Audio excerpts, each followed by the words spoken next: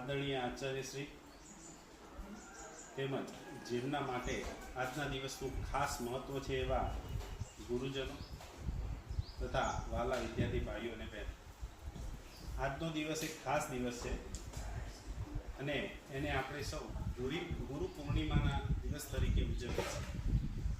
આજનો દિવસ અષાઢ મહિનાની સુદ પૂનમના દિવસે આવે છે.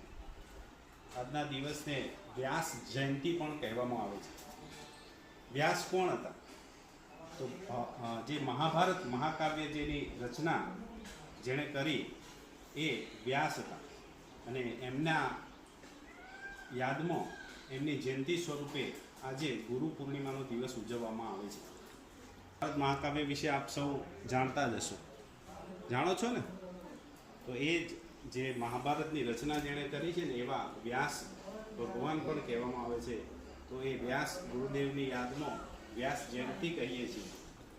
ગુરુ પૂર્ણિમાના દિવસે ઘણા લોકો પોતાના જે ગુરુ હોય એમના દર્શન કરવા જાય છે અને એમની પૂજા પણ આજે કરતા હોય છે.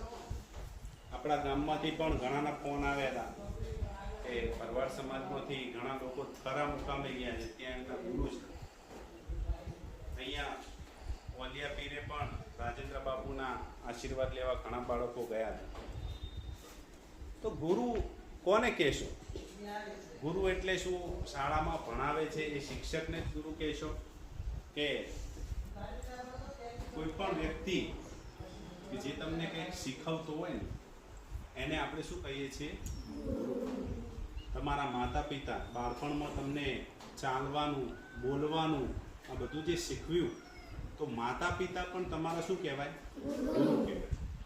ત્યારબાદ તમે શાળામાં આવ્યા, તમને અક્ષર જ્ઞાન, વાંચતા, લખતા અને બોલતા જે શીખવ્યું બધું, તો અહીંયા જે અમે શિક્ષક તરીકે છીએ એ પણ તમારા શું છે? ગુરુ. અને પછી જ્યારે મોટા થઈએ ને આપણે ભગવાન અથવા તો ભગવાન શું છે ભગવાનને જાણવા હોય તો આપણે આપણા ગુરુ બનાવીએ છીએ. ઘણા તમે સાંભળ્યું છે કે અમે ગુરુ કર્યા કહે છે ને બધા. તો એ આધ્યાત્મિક ગુરુ છે. કોણ છે? આધ્યાત્મિક. તમને ભગવાન તરફ લઈ જતા એ ગુરુ છે. સંત કબીરદાસજીનો દોહો પણ તમે સાંભળ્યો હશે કે ગુરુ ગોવિંદ દોનો ખડે કાકો લાગો પાય, બલિહારી ગુરુ આપની ગોવિંદ દિયો બતાય. એટલે શું કહેવા માંગે છે? શિષ્ય અને ગુરુ છે અને બાજુમાં શું છે? ભગવાન ઉભા છે.